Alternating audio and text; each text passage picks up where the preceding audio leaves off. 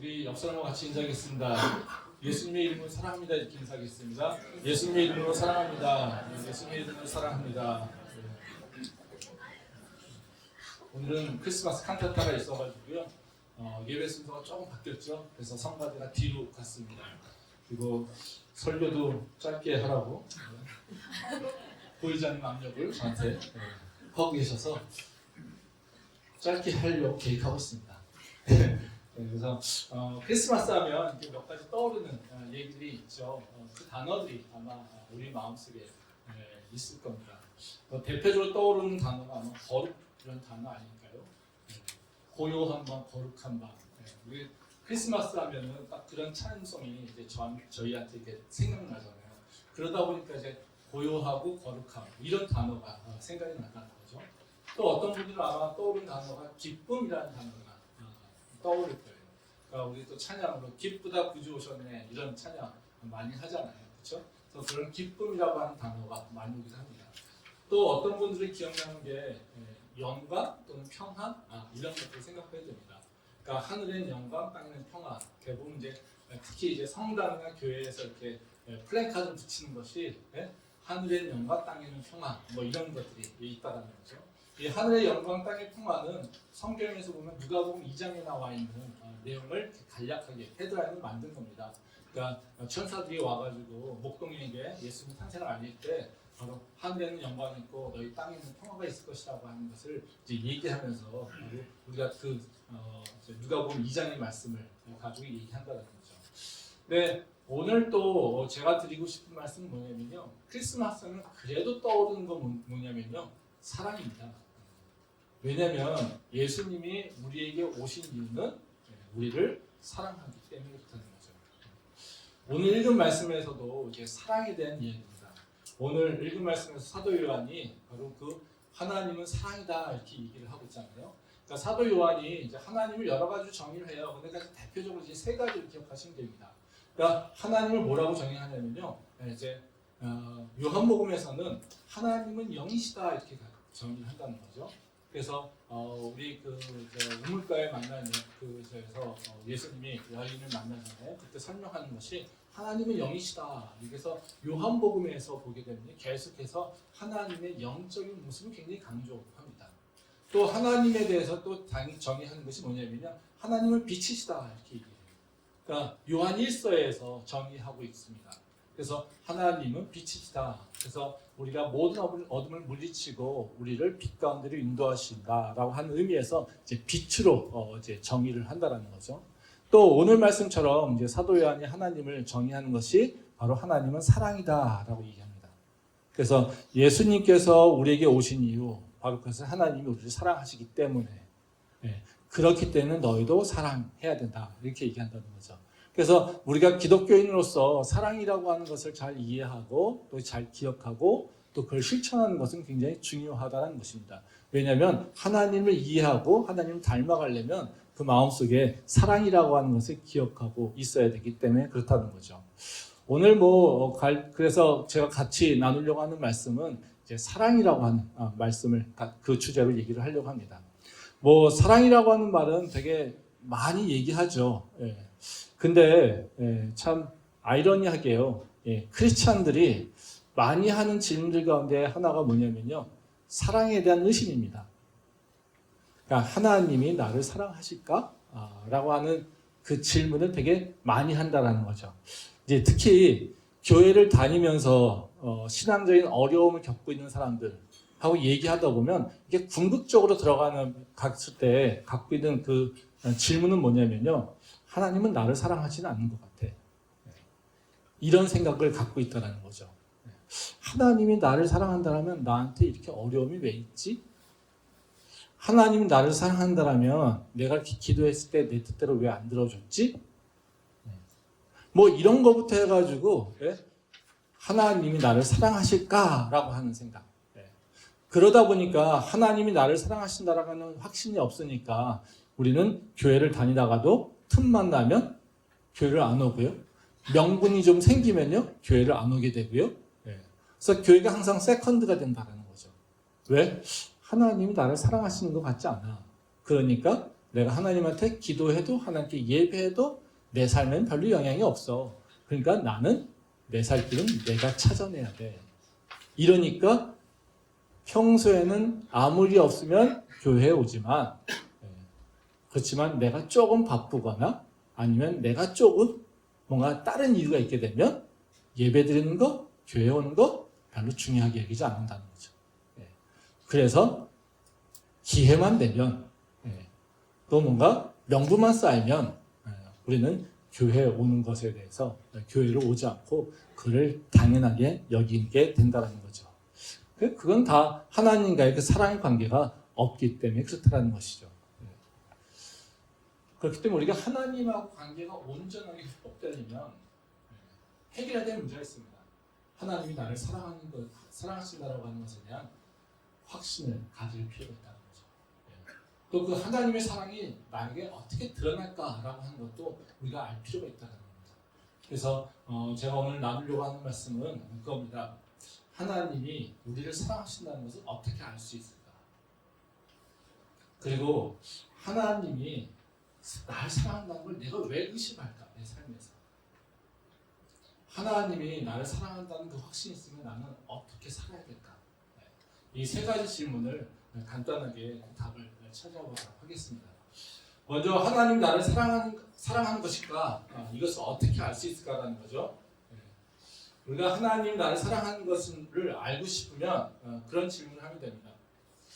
하나님이 나와 함께 하고 싶을까? 라고 하는 것을 다시 좀 질문하면 돼요. 그러니까 하나님이 나와 함께 하고 있을까? 아니면 하나님이 내가 함께 하는 걸 기뻐하실까? 그러니까 하나님은 나와 함께 하기를 원하시는 것일까? 이걸 생각하면 된다는 거죠.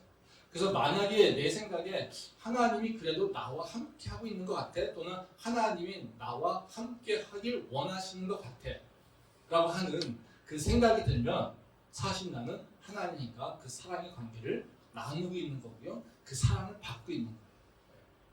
지난주에 그 사랑을 한다는 게 뭘까라고 하는 것에 대해 정의를 해봤습니다. 아마 기억하시는 분도 계실 거고요, 기억 못하시는 분도 있을 겁니다. 물론 선교는 일주일의 그 유효기간이 있으니까요, 기억 못한다고 전혀 죄책감 가지지 않으셔도 됩니다. 사랑한다라고 하는 것은 어떤 거냐면요, 바로 내가 누구와 함께 하려고 하는 마음이 있는 거죠. 그냥 단순하게 뭐 좋아한다, 뭐 내가 너를 기억한다 이런 것이 아니라요, 내가 함께 하길 원한다. 그래서 함께 하기 위해서 내 앞에 있는 장애물, 함께 하는 것에 대한 장애물을 내가 극복하려고 하는 것이 사랑을 표현한다는 거죠. 뭐 여러분들 다 아시다시피 로미오와 줄리엣, 다크 스토리 알고 있잖아요. 로미오와 줄리엣이 정말 사랑합니까? 어떻게 할 수 있습니까?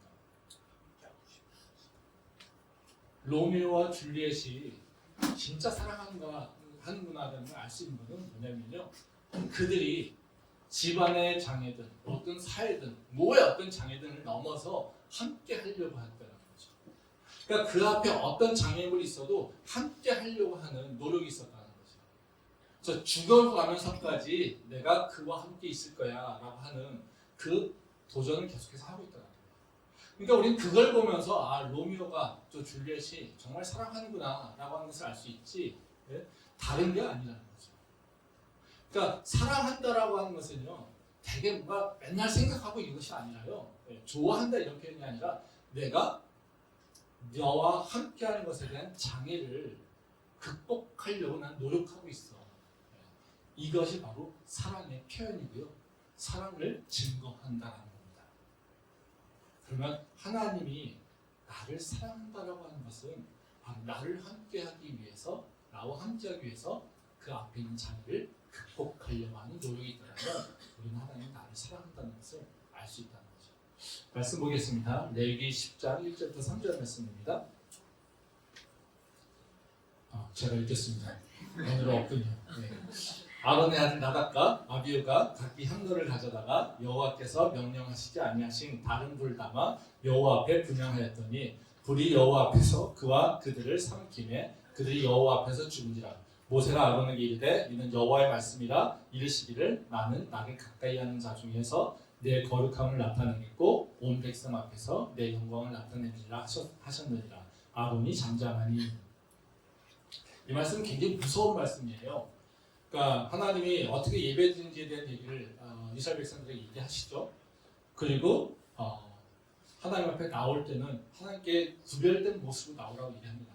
근데 아론의 아들들이 이제 하나님께 분향해서 그 번제를 불을 피우려고 할 때 불을 하나님께서 구별된 불이 아니라 그냥 자기가 아무거나 불 갖다 폈어요. 이 불이나 저 불이나 똑같은 불인데 이러고 했어요.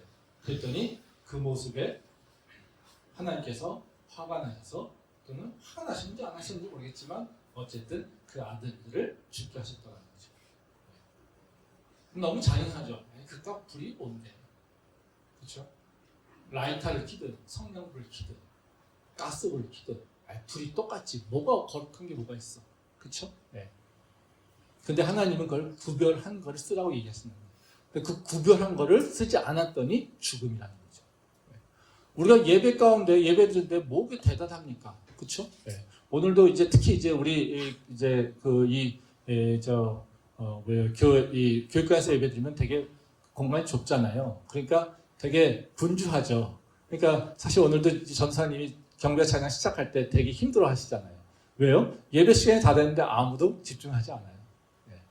그렇죠? 네. 왜 다른 것에 이제 막 할 일이 많잖아요. 또 하던 일도 있고. 근데 전사님은 어쨌든 예배를 끌고 나가야 되니까 힘들죠. 네? 그렇죠? 네. 그 별거 아니잖아요. 그렇죠? 왜 그렇게 난리를 칩니까? 시간을 구별해야 되니까. 지금 뭐 하는 시간인지 구별해야 되는 거니까. 그렇죠? 네. 그러니까 하나님 앞에 되게 중요한 건 뭐냐면요. 구별해서 드리는 거예요. 시간이든 내 옷 입는 것까지도. 그렇죠? 네. 내 재물 드리는 것까지 모든 것을 다 어떻게 해요? 우리가 하나님 앞에는 구별됨이 있어야 돼요. 근데 그 구별됨이라고 하는 게 뭐냐면요. 바로 거룩함이에요. 그래서 하나님은 거룩하다는 거예요. 그 거룩함이라고 하는 것은 여러 가지 의미가 있잖아요. 다 아시다시피 정결하고 순결하고 죄가 없고 하나님 앞에 온전한 것. 이런 것들이 라는 것이죠. 근데 그 거룩함을 깨고 들어오면 어떻게 해요? 하나님은 잘라내신다. 하나님은 징벌하신다. 그래서 하나님이 우리한테 뭐라고 하십니까? 내가 거룩하니 너희도 거룩해라. 그러니까 지금 아론의 아들들이 뭐예요? 하나님이 거룩한데 하나님께 드리는데 거룩하지 않은 것을 사용한 거예요. 그러니까 어떻게 해요? 하나님이 그를 벌하시는 거예요. 이게 하나님이 우리에게 대하는 방식이라는 거죠. 그러면 우리가 하나님하고 함께 하려면 어떻게 됩니까? 거룩한 존재가 돼야 돼요. 순결한 존재가 돼야 돼요. 정결한 모습이 있어야 돼요. 어때요? 우리는 그럴까요? 우린 그럴까요? 그렇지 않죠. 하나님을 만나려면 그 거룩함으로 나가야 되는데 우린 스스로 거룩할 수가 없어요. 죄인이고요. 그리고 주님 앞에 나가게 순결하지 않아요. 그래서 하신 일이 뭡니까? 예수님을 보내신 거예요. 말씀 보겠습니다. 로마서 5장 8절. 이 말씀은 되게 다 아는 말씀이니까 짧으니까 우리 한 목소리를 같이 읽겠습니다. 우리가 아직 죄인 되었을 때 그리스도께서 우리를 위하여 죽으심으로 하나님께서 우리에게 대한 자기의 사랑을 확증하셨느니라. 사도 바울이 하나님이 너희를 사랑하셔. 이걸 어떻게 증명하고 있냐면요. 예수님의 십자가가 너희를 사랑하신다는 증거예요. 그렇죠? 네. 우리에 대한 자기의 사랑을 확증했다고 하잖아요. 보였다는 겁니다. 증명해 보였다는 겁니다. 근데 그걸 어떻게 얘기하고 있어요? 우리가 죄인 되었을 때 우리를 위해서 죽으셨어. 이거를 얘기하고 있다는 거죠. 그러니까 예수님이 죽으신 이유는 뭐겠어요? 우리의 죄를 다 정결케 하시려고, 우리를 거룩케 하시려고 예수님이 우리의 죄를 다 짊어지고 십자가에 달려 죽으셨다는 거예요. 그렇죠? 그러니까 예수님께서 우리에게 죽으신 이유는 뭐겠습니까? 내가 하나님과 함께 할 수 있도록 그 길을 열어놓는 거예요. 이제 다시 말하면 예수님이 우리에게 오셔서 십자가에 달려 죽을 이유는 뭐냐면요. 하나님이 우리를 사랑하시는데 하나님이 우리를 사랑하기 때문에 뭘 해야 됩니까? 내가 너와 함께 할 거야. 이것을 보여주셔야 돼요.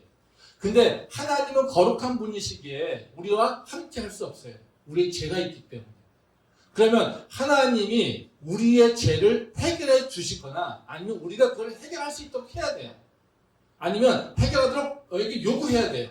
그래서 우리가 죄 없는 자로 구별된 모습으로, 세상과 구별된 모습으로 존재해야 돼요. 근데 우리는 존재할 수 있습니까? 그런 모습으로? 할 수 없어요.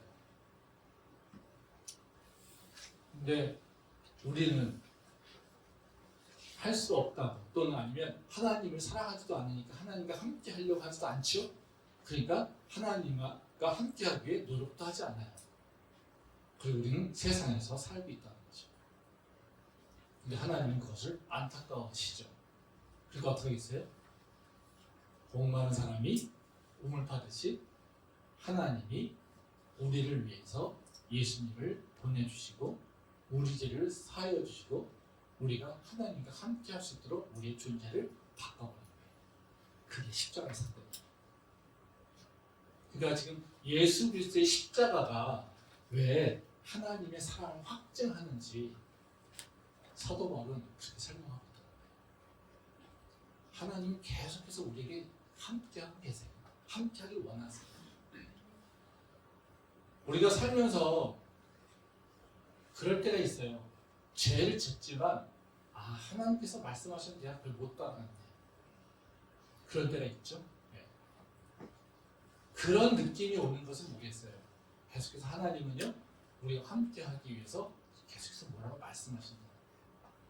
우리가 못 알아들었을 뿐이지 하나님 계속해서 노력하고 있다는 거예요. 그래서 예수님이 탄생하신 것을 우리한테 뭐라고 하십니까? 임마누엘이라고 합니다.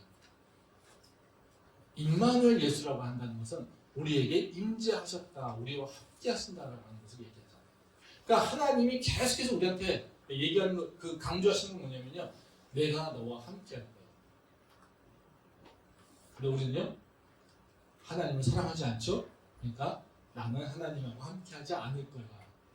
그러다 보니까 문제가 생기는 거예요.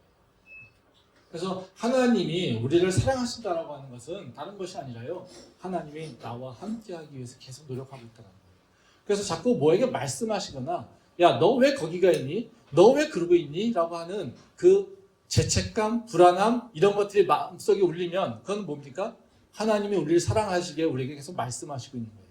성령께서 우리에게 바로 다시 돌아와서 하나님과 함께 하라고 하는 바로 그 메시지인 거예요. 근데 그 메시지는 단순하게 메시지가 아니라 어디서 나오는 겁니까? 하나님의 사랑에서 나온다는 거죠. 그래서 그것을 조금이라도 느껴봤다면 우리는 더 이상 하나님은 나를 사랑하지 않는 것 같아라고 하는 것을 얘기할 수 없다는 거죠. 근데 하나님은 계속해서 우리한테 사랑한다고 얘기하시는데 그럼 우리는 왜 하나님의 사랑을 인식하지 못할까요? 그거잖아요. 그렇죠? 네. 그러니까 하나님은 계속해서 십자가를 통해서 예수님을 보내시고 그래서 우리를 사랑하신다라고 계속 말씀하시는데 우리는 계속해서 그걸 인식하지 못해요. 왜 그럴 거냐는 것이죠. 네. 그 이유는 다른 것이 아니라요, 우리가 하나님과 좀 시각 차이가 있어요. 다시 말하면요, 하나님과 나하고 내 삶을 바라보는 것에 관점의 차이가 있는데요, 하나님은요 뭘 가장 중요시 여기냐면 죄의 문제를 중요시 여겨요. 근데 우리는요 죄의 문제를 중요하게 여기지 않아요. 뭘 중요시 여길까요? 내 삶의 편안함이나 내 삶의 잘됨을 더 중요시 여겨요. 그래서 하나님은 나와 함께하기 위해서 죄를 가장 중요한 장애로 보시고요, 그것을 극복하려고 하세요. 근데 우리는요 그 죄를 극복하려고 하는 마음이 없어요. 그러니까 하나님은 우리와 함께하기 위해서 뭘 할까요? 계속해서 너의 죄를 해결하기 위해서 내가 계속해서 우리에게 말씀하세요. 근데요 우리는요 하나님과 나와 관계 속에서 죄를 해결하려고 하는 마음이 없어요. 그러니까 뭐 할까요? 계속해서 충돌이 일어나는 거예요. 그러니까 하나님이 가고 있는 방향, 또 하나님 주시는 메시지를 아무리 하나님 메시지 주셔도 우리는 그 메시지를 듣지 못한다는 거죠. 우리는 하나님이 중요시 여기는 죄의 문제에 대해서 관심이 없어요. 그게 가장 큰 문제예요. 그것 때문에 우리는 계속 하나님하고 엇갈리게 된다는 거예요. 말씀 한번 보도록 하겠습니다. 네, 마태복음 2장 4절부터 5절 말씀입니다. 같이 읽도록 하겠습니다. 무리들 때문에 예수께 데려갈 수 없으므로 그 계신 곳에 지붕을 뜯어 구멍을 내고 중풍병자가 누운 상을 달아 내리니 예수께서 그들의 믿음을 보시고 중풍병자에게 이르되 작은 자야 내 죄 사함을 받았느니라 하시니. 이 말씀은 뭐 다 아시는 말씀이죠. 중풍병자가 그 고침받는 사건을 얘기하는 거예요. 중풍병자가 예수님을 만나고 싶은데 만날 수가 없어요. 그래서 사람이 예수님한테 주변에 예수님 인기가 너무 많으니까 주변에 사람들이 가득했단 말이죠. 그러니까 갈 수가 없어요. 중풍병자는 자기 몸을 가눌 수가 없잖아요. 그러니까 친구들이 어떻게 해요? 천장을 뚫고서 내려보냈어요. 그래서 내 친구 좀 고쳐주십시오 이렇게 얘기했다는 거죠. 네. 근데 예수님이 뭐라고 하세요? 중풍병자에게 내 병이 나았다 이렇게 얘기하지 않았어요. 뭐라고 얘기하십니까? 내 죄가 용서받았다 이렇게 얘기한다. 이 말씀을 왜 우리한테 필요한 거냐면요. 왜 사랑 얘기하는데 갑자기 중풍병자 사건이 나오지? 네, 이렇게 생각하시는 분 계실 거예요. 근데 우리가 죄의 속성을 알아야지 하나님의 사랑을 이해할 수 있어요. 그리고 왜 하나님이 나에게 죄의 문제를 그렇게 중요시 여기는지를 우리가 이해할 수 있다는 거죠. 그래야 내 삶에서 하나님하고 나하고 자꾸 시각 차이가 나서 엇갈리는 것을 방지할 수 있다. 죄는 흔적이 있어요. 그 흔적은 어디에 남아있을까요? 죄 지은 사람에게 남아있어요. 다른 데도 남아있겠죠. 근데 죄 지은 사람에게 가장 남아있어요. 쉽게 표현하면 그겁니다. 죄 지은 사람은 우리가 알 수 있죠. 전과라고 하는 표시 때문에. 그렇죠? 또 죄 지은 사람은요. 바로 우리가 사건 수사를 받을 때 그 죄 지은 사람의 특성이나 이런 것에서 변화된 것을 수사관들이 느끼죠. 그걸 통해서 죄가 있네라고 확증해요. 그렇다면 무슨 얘기예요?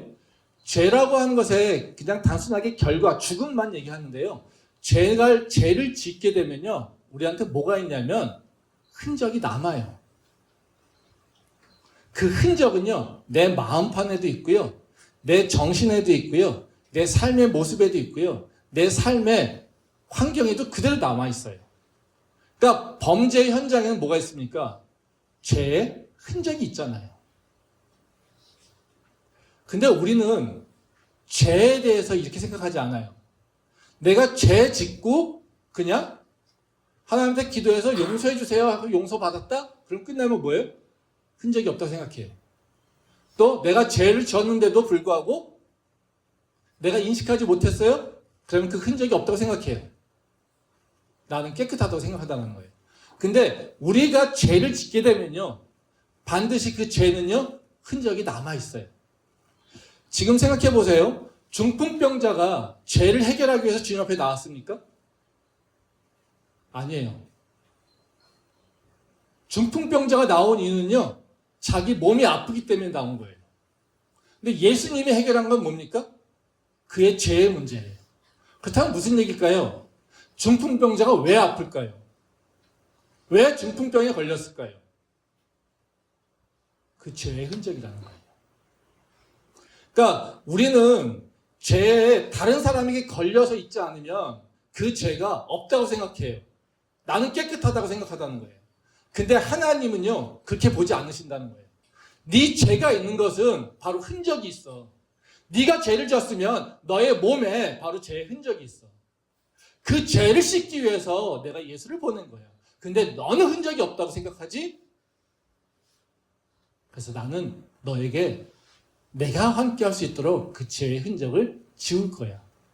그게 예수님의 십자가라는 거예요. 그 흔적이 없어야지 내가 하나님하고 함께 할 수 있다는 거예요. 근데 우리는 그 죄의 흔적을 못 느끼고 살잖아요. 그것이 문제가 있다고 생각하지 않잖아요. 그 문제를 해결하려고 하지 않잖아요. 우리는 뭐가 문제입니까? 이 중풍병자 환자처럼요. 내가 아파요. 내가 돈이 없어요. 내가 세상 사람들한테 인정 못 받아요. 내 사업이 잘 안 돼요. 내가 원하는 대로 계획대로 되지 않아요. 그래서 뭐만 필요합니까? 하나님의 능력만 필요해요. 하나님은 계속해서 우리한테 뭐라고 하시냐면요, 네가 거룩하길 원해. 우리는 하나님, 난 거룩 필요 없어요. 나는 하나님의 능력이 필요해요. 커뮤니케이션이 될까요? 안 될까요? 안 되죠. 그러니까 내 죄의 문제를 해결해야 하나님께서는요, 어떻게 되겠어요? 너 죄의 문제를 해결해야 너 삶에 그 죄의 흔적이 없어지고 너 삶이 형통할 수 있어 얘기하시는데, 우리는 그 형통함만 주세요. 내 죄의 문제는 상관없어요. 근데 하나님께서는 그 형통함을 이루려면 네 죄의 문제를 해결해야 돼, 이렇게 얘기하고 있다는 거예요. 그러니까 어떻게 해요? 하나님하고 나하고 계속해서 커뮤니케이션이 안 일어나는 거예요. 의사소통이 안 되는 거예요. 그러니까 우리는 하나님 날 사랑하지 않아. 아니야, 난 널 사랑해. 너 문제가 뭐냐면 죄야. 아니에요, 내 문제는 그게 아니라 돈이에요. 아니에요, 내 문제는요 사랑관계예요. 아니에요, 내 문제는요 인간관계 문제예요. 계속해서 우린 뭐만 보고 있어요? 내 삶의 문제만 보고 있다는 거죠. 하나님과 내가 문제의식을 같이 공유하고 있지 않으니까 그 삶에서 하나님의 역사심을 내가 모르게 되는 거예요.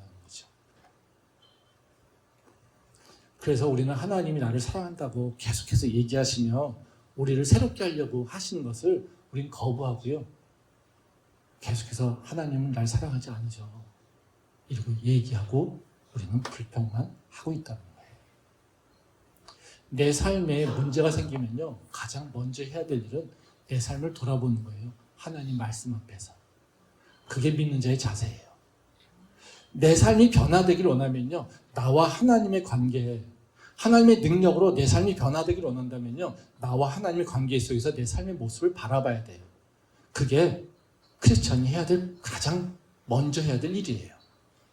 근데 우리는 기도할 때 뭐만 기도합니까? 하나님 돈이 없어요. 하나님 나는 맨날 억울해요. 전 이런 기도하는 사람 최고 힘들어요. 하나님은 아시죠? 그렇죠? 네. 하나님은 아세요, 우리의 죄를요. 내 의로움을 아시는 것이 아니라요, 하나님은 아세요, 내 죄를요. 우리는 하나님 앞에서 맨날 뭐라고 합니까? 하나님은 아시죠, 내 의로움을. 내가 얼마나 혼자 힘들어하는지요. 내가 얼마나 고통당하는지요. 네? 내가 얼마나 억울한지요. 그렇죠? 네. 근데 하나님은 그렇게 얘기하세요. 나는 알아, 너의 죄를. 그러니까 우리는 계속해서 하다니까 충돌하는 거예요. 우리가 힘들면요, 뭘 해야 됩니까? 하나님, 뭘 해결해야 됩니까? 내가 어떻게 하면 하나님과 함께 할 수 있습니까? 내가 어떻게 하면 하나님과 관계를 다시 원만하게, 형통하게 만들어낼 수 있습니까? 무엇이 바꿔야 됩니까? 이거를 질문하는 것이 건강한 크리스찬이라는 거예요. 근데 그 질문을 하지 않고 우리는 뭐요? 하나님 돈 주세요. 하나님 직업 주세요. 하나님 건강 주세요. 이러고만 있다는 거죠. 그래서 우리가 좀 다시 변화돼야 될 부분이 있습니다. 그래서 하나님이 가장 중요시 여기는 건요, 죄의 문제 해결이니까요, 우리도 그 죄의 문제를 한번 바라보면서 하나님이 나에게 역사하시는 것을 돌아볼 때 우리의 삶은 변할 것이라고 믿습니다. 그러면 우리가 마지막으로 하나님의 사랑을 알 수 있어요? 그럼 어떻게 해야 될까요? 내가 하나님의 사랑을 기억하고 있어요. 하나님 나를 사랑하시지, 이걸 알고 있다라면, 그걸 고백하고 있다라면 우리는 뭘 해야 될까요? 나는 하나님 사랑하는 거 맞아, 알아. 이러고 있으면 될까요? 아니죠. 해야 될 일이 있습니다. 이웃을 사랑하는 거예요. 그게 하나님이 우리에게 원하시는 거죠. 말씀 보겠습니다. 요한일서 4장 11절 말씀입니다. 같이 우리 한 목소리 읽도록 하겠습니다. 사랑하는 자들아, 하나님이 같이 우리를 사랑하시든지요 지금 마땅하도다. 오늘 읽은 본문 말씀이죠. 하나님이 사랑하시다라고 얘기하시고 하나님이 우리를 사랑하신다는 것을 예수님의 그 십자가를 통해서 보여줬다라고 하는 것을 얘기하고 있어요. 그래서 너희가 하나님을 보면서 예수님의 십자가를 기억하면서 너희가 기억해야 될 것은 하나님은 사랑이셔. 이걸 얘기하고 있어요. 그러니까 너희가 하나님을 믿는다고 하면 하나님을 잘 알고 있다라고 한다면 너희는 뭘 해야 되니? 서로 사랑해야 돼. 하나님이 우리를 이렇게 사랑하셨는데 너희가 그 사랑 알고 있다라면 너희도 그 사랑을 본받아야지. 이게 마땅히 너희가 해야 될 일이야 이렇게 얘기합니다. 그렇죠? 이웃을 사랑한다라고 하는 거 이게 쉬운 일은 아니잖아요. 네? 근데 분명하게 성경은 얘기하는 게 뭐냐면요. 하나님 사랑과 이웃 사랑을 같이 항상 연결한다는 거예요. 요한복음에서도 마찬가지고 마태복음에서도 마찬가지고요. 계속해서 율법학자가 와서 가장 큰 계명이 뭡니까? 라고 할 때 뭐라고 얘기하십니까? 하나님 사랑, 이웃 사랑 이거예요. 두 개가 다른 게 아닙니다. 하나입니다. 하나님의 사랑을 하게 되면요. 반드시 행동으로 뭐가 나와야 되냐면요. 이웃 사랑하는 것이 나와야 돼요. 그럼 이웃 사랑한다는 게 무슨 감성적으로 좋아요, 멋진 세상이에요, 우리 공동체 잘 됐으면 좋겠어요 이렇게 얘기하는 게 아니에요. 그 사랑은요 그렇게 추상적인 것만은 아니라는 거죠. 분명히 하나님께서 어떻게 해요? 당신의 사랑을 확증했어요. 언제요? 우리가 죄인 됐을 때, 즉 우리가 부족할 때 우리를 품어주심으로 하나님께서는 우리를 향한 사랑을 확증하셨어요. 그럼 우리가 해야 될 일은 뭐겠습니까?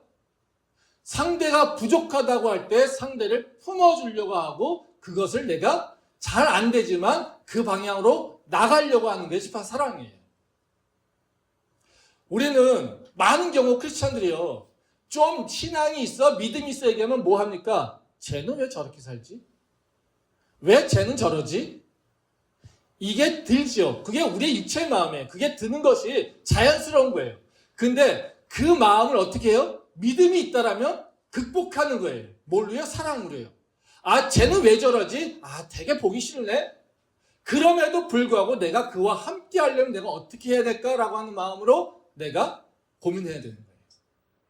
사랑은요, 대단한 게 아니라요, 그와 함께 하기 위해서 내가 노력하는 거예요. 내가 그와 공존하기 위해서 노력하는 거예요. 근데 우리는 어떻게 해요? 판단하잖아요. 평가하잖아요. 얘기 안 하려고 하잖아요. 떨어지려고 하잖아요. 이렇게 모든 사람에게 드러나는 육체 반응이에요. 저도 마찬가지입니다. 네, 저도 마찬가지예요. 이 앞에서 얘기하고 있지만 저도 뭔가 싫으면요, 먼저 들어오는 감정은요, 멀리 해야지라는 거예요. 왜요? 그게 편하잖아요. 그게 육체의 반응이에요. 자연스러운 반응입니다. 근데 우리가 육체의 반응에 따라 살지 않잖아요. 그렇죠? 그럼요, 그 육체를 이길 수 있는 방법을 찾아내야 되잖아요. 영적으로는 우리가 그걸 품으려고 하는 마음이 있어야 된다는 거예요. 그래서 우리 크리스천들이요, 내가 지금 사랑하면 사는가, 내가 이웃을 사랑하는가라고 하는 것을 아는 방법은 딱 하나입니다. 어떻게 해요? 내가 상대를 품으려고 하는가, 내 가족을 품으려고 하는 마음이 있는가, 내 가족을 넘어서 내 속한 공동체에서 누군가를 품으려고 하는 마음이 있는가. 다 품으라는 얘기 아닙니다. 우리는 한계가 있잖아요. 품으려고 하는 노력이 있는가. 그걸 향해서 내가 생각을 바꿨는가. 이거를 내가 다시 나의 모습을 돌아보면 된다는 거죠.